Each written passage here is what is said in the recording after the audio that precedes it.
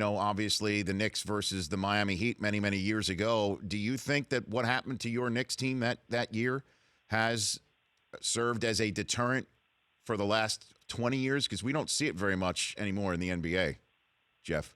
I think Phoenix got banged with a couple guys taking meaningless steps onto the court in their series against San Antonio a while back. But you're right. There's not many fights in the NBA. To me, the two sports are different. I don't understand baseball where pitchers get to throw at batters for transgressions that they don't have to then bat and get thrown at themselves.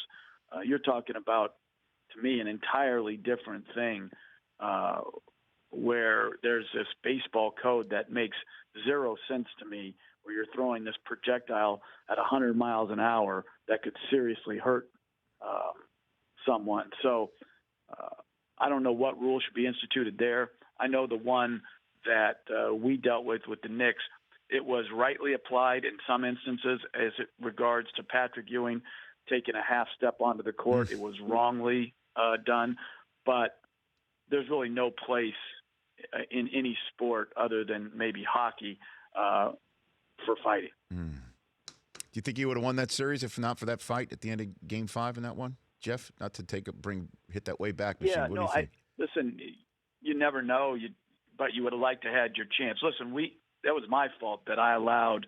My first reaction was to go onto the court versus making sure my players didn't come to the aid of Charlie Ward, who had been dumped on his head by P.J. Brown. That was my fault. But, whether we would have won or not, we would have sure liked to have the chance with Ewing and the rest of the guys that we had. The Rich Eisen Show, weekdays at noon Eastern on radio stations across the country and audience. If you like that video, be sure to download our app, and I'll be sure to move Week 6 games to Saturday for that wedding you have to go to.